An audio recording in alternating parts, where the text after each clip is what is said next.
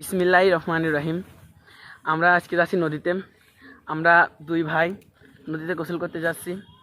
আমাদের এই সামনে এই রোডটা হলো আমাদের নদীর রোড। আমরা দুই ভাই যাচ্ছি নদীতে গোসল করতে।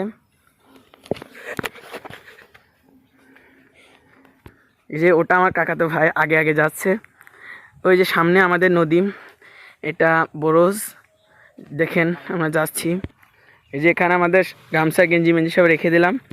আমরা নদীতে লাফছি। এটা আমাদের নদীর পথ, খুব ভালো ছিল। এই যে এটা আমাদের ধানের ভুঁই, দেখতে পাচ্ছেন। এবার ধান অনেক ভালো হয়েছে, দেখতে পাচ্ছেন। আজকের আবহাওয়াটা অনেক সুন্দর।